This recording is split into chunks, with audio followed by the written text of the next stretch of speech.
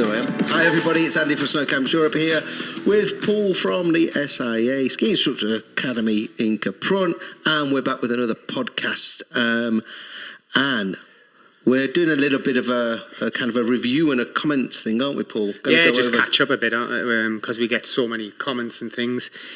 It's always good to look through them and troll through and see what I've annoyed and how many people have annoyed over the last month. I think, obviously, a couple of weeks ago we did the podcast where we talked about the things that annoyed people on holiday, and we kind of gave our top several, let's say, and then that was just loads of people have come in and commented. So I think we're going to run through a few of them because there's a few good ones, and then we can pontificate around them. And then I think we've got some that have come in from the Ski Drills podcast that we did. Yes, as well. Yep.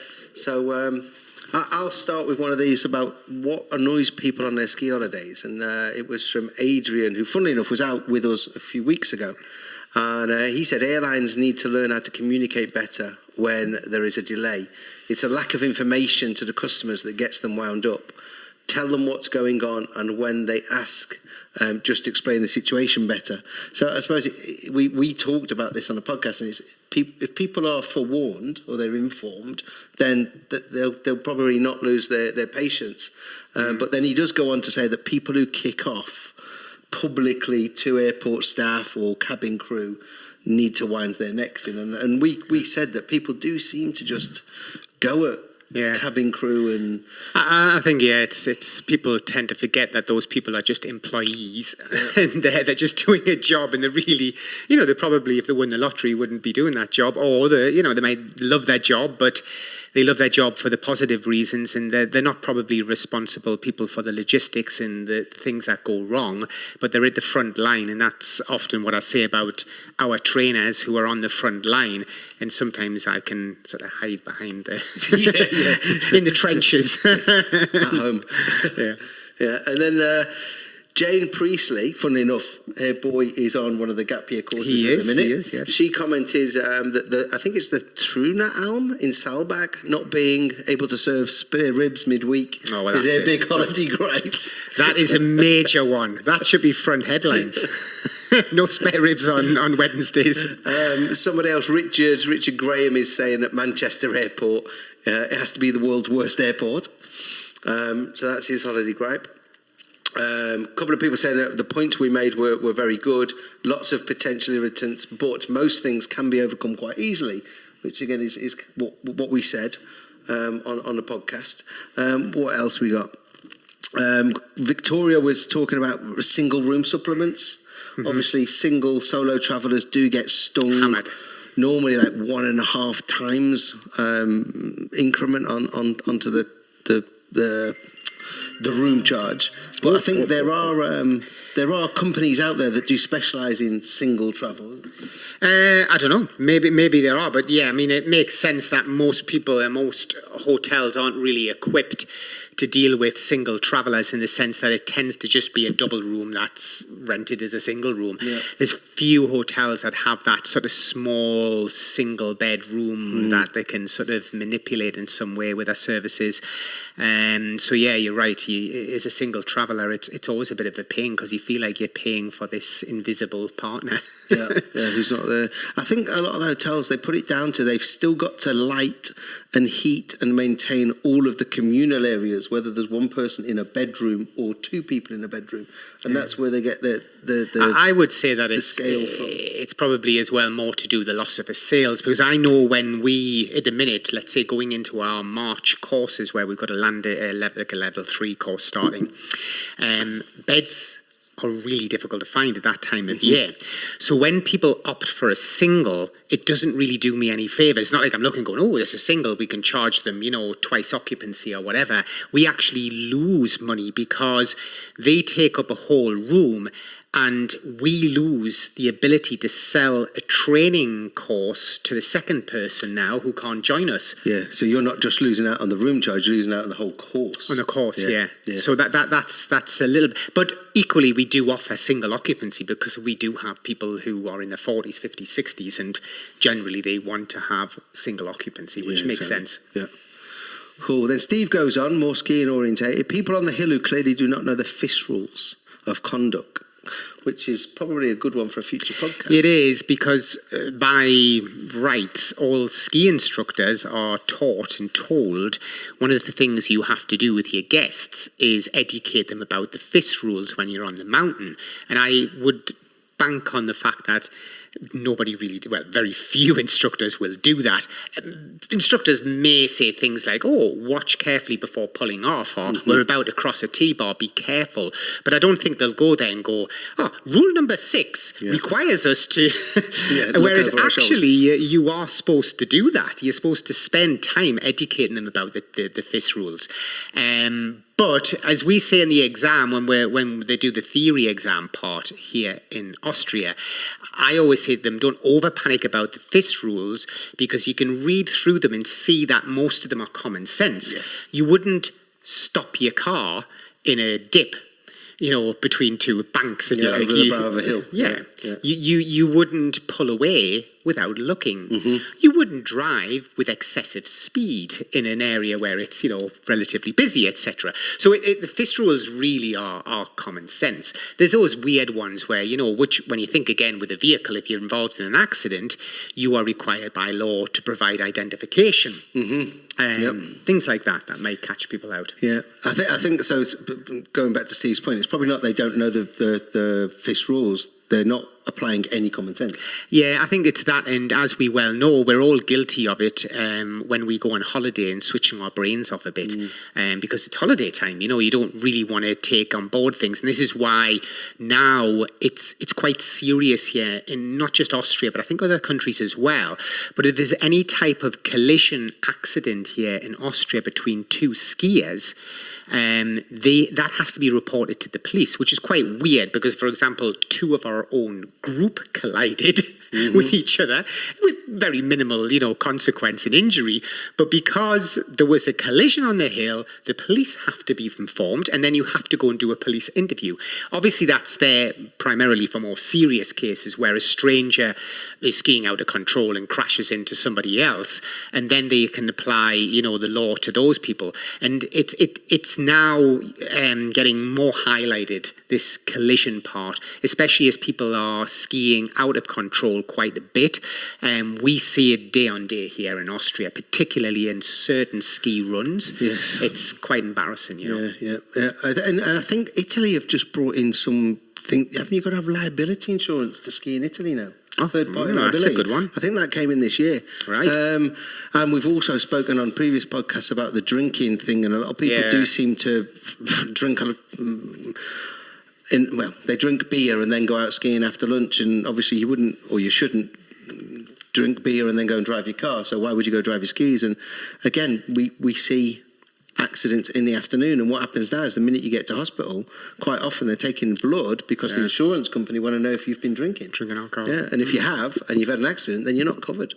Another one, this is about tour operators. I'm not sure this actually happens much anymore, but it was tour operators clogging up pubs with their bar crawl and trying to sell you tickets so they can show you where to get drunk, as though you were incapable of finding the places yourself.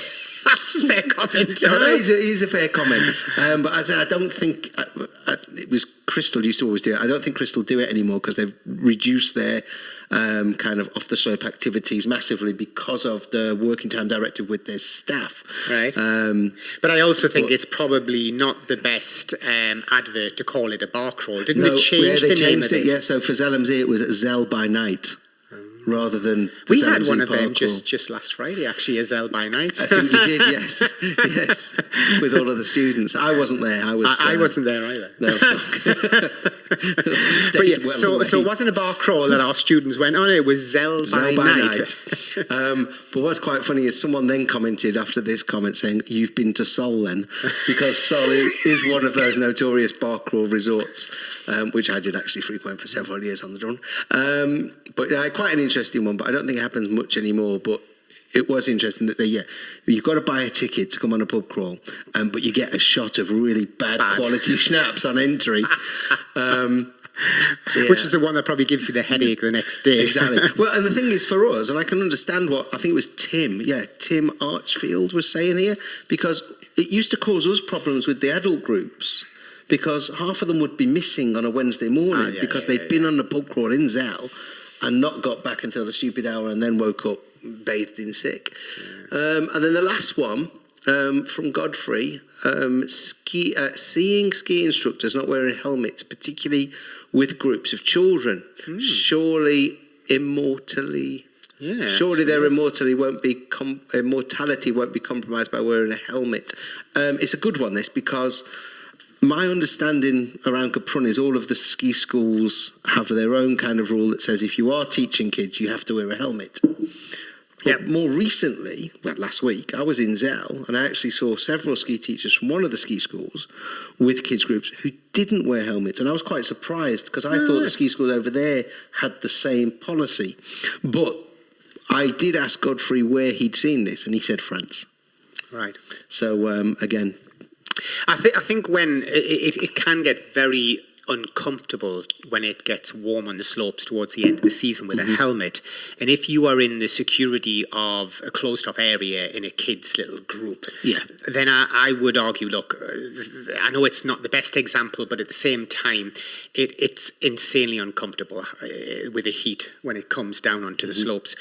But if they're out in the mountain environment skiing around, then I would say yes. As an example setter, you need to wear one, just to set example. I know we had a particular chief instructor that we had many years back, and he just refused point blankly and said he would quit the job if he had to wear a helmet.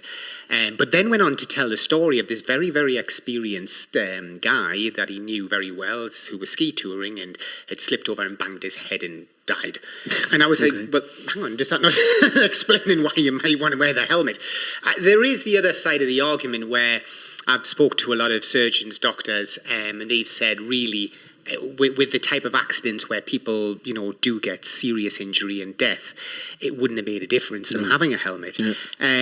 So it's I don't know. I just think from the side of how I feel, I think is setting an example, and for those low speed collisions, it just gives you just that little bit of an extra bit of a cushion. Yeah, definitely. So that was the comments from the podcast, What Annoys You About Your Ski Holidays. If there's any more with my stuff, obviously comment again and we'll cover them. I think there was a few on ours as well, but I'll go through drill stuff, but I'm not going to go through it now, Andy, because there's actually a massive amount of feedback on that. It obviously hit a nerve with a lot of people. So why don't we discuss the Olympics? Because Andy was ranting to me. Now, I am supposed to be Mr. Evil and Mr. Ranter. And Andy comes in stomping his feet about some Jamaican guy in the Olympics. He's not Jamaican. he's from Northampton, apparently. I know nothing about this story. Well, I watch Sky News via YouTube on their stream. And every time it goes to the sports, you don't get to see the sports for some reason. You always get like a film or an interview. And this guy has been coming up over and over again every morning. And that said, I don't know his name, but I know he's from Northampton. He's a DJ. And I thought at the beginning it was quite a positive story that he was DJing at a friend's party and he saw all of his friends ski and he thought, wow, this is amazing. And he wanted to learn to ski. So he went to Whistler, not cheap, and he learned to ski. And then he decided he was going to try and get into the Jamaican Olympic team because his father... Team. Well... and I'll talk about the bobsleigh, because the bobsleigh team are there again this year, and they also had films about the bobsleigh team. And again, some of the bobsleigh team are people who live in England and have got ancestral rights to get into the Jamaican team. Right. But I'll come back to the bobsleigh team. So this guy, his father is apparently Jamaican, therefore he would have the right to compete for Jamaica. But he goes on in this interview to say he sees himself as a global citizen because he's lived all over the place, because he's DJ'd around the world, etc., etc. And he basically went to get his fist points to an event, which a lot of people are saying was rigged. So he basically cheated his way into the Olympics or into qualification. The Jamaicans have then welcomed him into the team because their team is very small. It's the bobsleigh team. It's him on the GS Alpine team. And then they've got a couple of other people that do other things. And his whole thing with this interview was he wants to motivate people, get people into snow sports, show it's a diverse sport, and then we saw him race. No, sorry, we didn't see him race. We saw him take part in the giant slalom event at the Olympics, where he skied down with very little conviction, very little kind of race pedigree. He skied, to be fair, like a tourist. And I've seen tourists at our ski school race on a Thursday give it more effort than he skied down. He was then something like, 40 seconds slower than the guy who won, which you could say is not bad. It's not bad to be 40 seconds behind the world's best. But watching it, I was embarrassed. I was like, this isn't inspirational. This isn't going to get kids into Eddie the sport. the Eagle type thing. And Eddie the Eagle, and people have said about this, Eddie the Eagle jumped off, I think it was a 110-metre hill. He risked his life, and he did it with effort, and he won the hearts of the world. Yeah. This guy, and I'm sorry, but he didn't even try. And he gets to the bottom and he says, friggin' hell, that was hard. It's the bleeding Olympics, for Christ's sake. Of course it's hard. You're racing against the best skiers in the world who have trained since the age of 7 or 1 or 3. They've put every minute into the gym, on the slopes, off the slopes, on the bike. And he comes down and says, it's hard. Then he says, I need a massage and a beer. Oh, come on, man, you're supposed to be an Olympian. Do me a favour. Now, there's mixed feelings, but I just don't think he achieved what he wanted to achieve. What he probably will achieve is he'll go on the after-dinner speaking circuit, make a load of money, and get booked to do all sorts of DJ parties. And if, please, don't make a film about this. Don't make a film about the Jamaican giant slalom skier, because it will be the most disappointing film you've ever seen. Bobsleigh guys, and again, they made an effort. They went for it. And once you're in a bobsleigh, you got to go, And they've got a million times more respect for them than this guy, honestly. And if you've got any thoughts on this, let us have them, because I'm really annoyed with this dude, honestly. In general, let us know what you think about the Olympics, because obviously it'll be coming to a close as quick as it started. This is the other thing. Obviously, this is the driest place in China, Beijing. Yeah. They obviously the Olympic, what they call the IOC, they took the Chinese money and gave them the Olympics. Yeah. Because you can't have a Winter Olympics where they never have a winter. They made all of this snow. Michaela Schifrin then skis out. Another American falls over. Lindsey Vonn's on NBC, and the reporter says, "What do you think the reasons for this are?" Do you know what she said? The snow's inconsistent. Really? I bet it is. Is the snow not always inconsistent? Apparently, there was icy patches and there was grippy patches, which made the job of the ski techs hard, because they were preparing the skis for the ice, which meant they were too grippy on the grippy snow, which caught out the American athletes. Come on, it wasn't the snow. They just didn't have a good day. Well, yeah. I mean, one thing's for certain. Obviously, they've been, really pushing these Olympics in China, behind the scenes. All these sort of people who were trying to get their fingers into different pies and pushing China as being the next place for winter and etc. I think it all flopped for them because they couldn't get the audience in. They couldn't get the spectators in, the guests, and stuff of COVID, like that. Which I'm sort of semi-thankful for, in a way, because I still disagree with the human rights issues, etc. and things. I didn't boycott the Olympics as such, but I've probably seen about 20 minutes. If I'm I've not watched a great deal of it. I watched our Northampton DJ represent Jamaica. Unfortunately, I didn't get to see Dave riding this morning. I think he ended up 13th in the end. Didn't have the best of days after winning in Kitzbühel a few weeks ago. Must have been that grippy and icy snow then. Possibly caught him out, yeah. Possibly caught him out with his ski service and all of the others that didn't get into the top 3 because the top 3 didn't get caught out. That's winning and losing. Hey guys, well I think that covers that bit. Stay tuned, because next week we will tackle my comments and my rants and my death threats. Have you had death threats? Brilliant. It's always fun. See you soon. Bye for now.